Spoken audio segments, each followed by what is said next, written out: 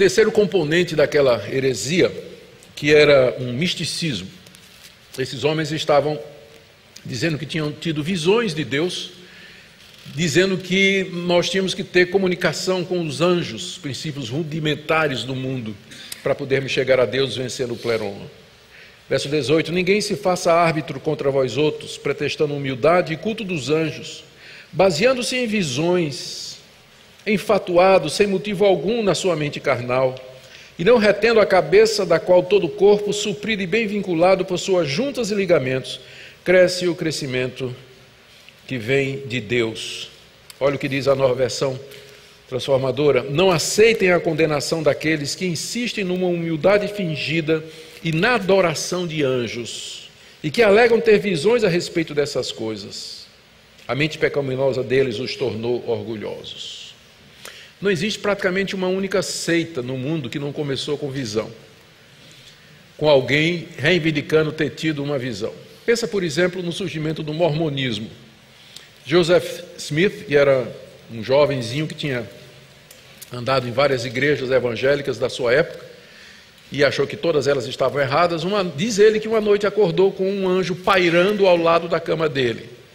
E o anjo se apresentou como o anjo Moroni, de onde vem o nome Mormon, e disse que tinha trazido de Deus a localização de umas placas escritas em egípcio antigo, placas de ouro, onde estaria a última revelação, a revelação de Deus para os santos dos últimos dias, revelação que Deus havia guardado para essa época, a última revelação de Deus.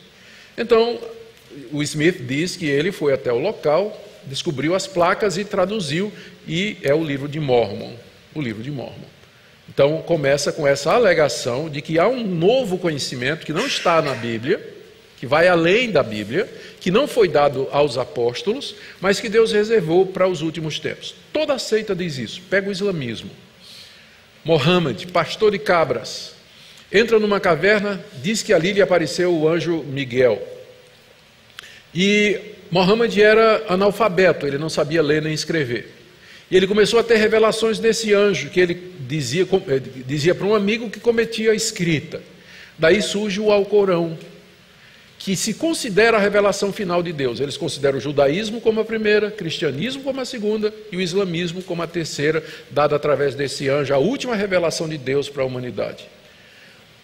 Você pode pegar a mesma coisa, o espiritismo de Allan Kardec.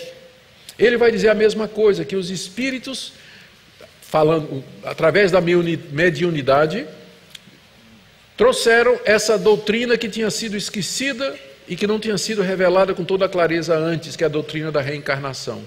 Então, o livro dos Espíritos de Allan Kardec, ou o Evangelho segundo o Espiritismo de Allan Kardec, trata exatamente disso. O Espiritismo kardecista se vê como a última revelação de Deus para a humanidade, dada através de contato com estes seres. Toda seita é assim. E no meio evangélico isso é muito comum hoje.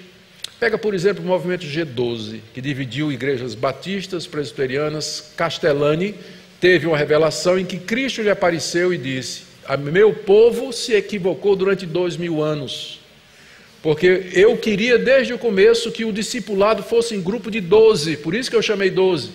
Mas a igreja cresceu, se multiplicou, catedrais, igreja mega churches e tudo mais, mega igrejas e tudo mais, e nós temos que voltar à simplicidade do discipulado de 12 a 12. Surge o movimento G12, não baseado na Bíblia, que você não vai conseguir provar na Bíblia que o discipulado é só na base de 12, mas baseado numa revelação que Jesus Cristo deu a César Castellani. E eu posso dizer para você que praticamente hoje, todas essas práticas que você encontra aí nessas igrejas, que parecem coisas estranhas e tudo mais, não tem o menor fundamento bíblico. E a argumentação vai ser essa: Deus me disse, Deus me apareceu, Deus me revelou, eu vi um anjo, eu tive um sonho. Isso é tão antigo quanto o livro de Colossenses.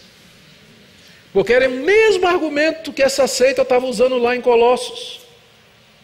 Nós tivemos uma visão onde Deus disse que nós temos que adorar os anjos. Espera aí, está soando familiar? Quem foi o anjo que queria adoração? Não é? Quem foi o anjo que sempre quis adoração? Inclusive propôs a Jesus Cristo: tudo isso te darei, se prostrado me adorares. De onde veio essa visão? Por isso que a Bíblia é muito cautelosa quando ela nos adverte a ter cuidado com esse tipo de coisa, não mexer com esses poderes espirituais, porque você não sabe o que está por detrás. Portanto, meu canal de comunicação com Deus é sua palavra escrita, é a sua revelação, sola escritura, nela eu estou seguro. Em vez de me abrir para tentar ouvir Deus, ou a mensagem de Deus, ou o caminho de Deus para a minha vida, através de sonhos, visões e revelações, que eu não sei a origem. Porque uma das características exatamente desses seres é a capacidade de enganar. Ele é o pai da mentira que se transforma em anjo de luz. Por isso, está aqui, Paulo dizendo, não deixe que esse pessoal, não aceite a condenação desse pessoal que insiste numa humildade fingida. Porque eles chegam assim, com toda humildade, né? Não, eu sou um simples servo de Deus, Deus me deu uma visão, mas eu nem sei porque que Ele me deu essa visão, né? Eu sou nada diante de Deus, né? Vem com essa humildade fingida, e aí engana os incautos. Tem muito crente que vai atrás, crente que gosta de novidade, gosta mesmo, para ele só Cristo. Eles querem alguma coisa assim mais emocionante, alguma coisa que eles possam fazer alguma coisa e tudo mais. E aí quando aparece um falso profeta dizendo esse tipo de coisa, diz, era isso que eu estava esperando. Vai embora atrás da seita. Lá vai, seguir o falso profeta. Como tem muitos hoje. O que é que falta? É o conhecimento do Evangelho. Um dos slogans mais perniciosos usados no meio evangélico é: a letra mata e o espírito vivifica. Tirado do contexto, talvez eu fale disso amanhã de manhã. O apóstolo Paulo, quando diz a letra mata e o espírito vivifica, não está fazendo um contraste entre doutrina, estudo, versus espiritualidade, piedade e plenitude do espírito. Ele está contrastando a antiga aliança e a nova. Duas coisas completamente diferentes. Entretanto, ao dizer isso, a letra mata e o espírito vivifica, existe uma rejeição ensinada por muitos líderes aos membros de suas igrejas, dizendo: não estudem doutrina, não leiam comentários, não pesquise a palavra de Deus, porque doutrina mata. Olha para as igrejas históricas e tradicionais. Eles podem ter um ponto, porque muitos teólogos bons que nos deram boa teologia eram áridos, eram secos, não tinham vida, às vezes não faziam não estavam envolvidos no pastorado. Eu entendo a força desse argumento, mas esses homens estavam errados. Porque não existe dicotomia entre uma mente preparada, uma mente culta, que entende a palavra de Deus, que estuda a palavra de Deus, e um coração piedoso, cheio do Espírito Santo, que quer viver uma vida para Deus e viver uma vida de oração. Então não se deixa levar por essa piedade, por esse misticismo aí que está desprovido de fundamentação bíblica. Esse pessoal, Paulo diz aqui, baseia-se em visões sem motivo algum na sua mente carnal, ou seja, a mente pecaminosa deles os tornou orgulhosos, e eles vieram com estas invenções que acabam tirando a suficiência de Cristo.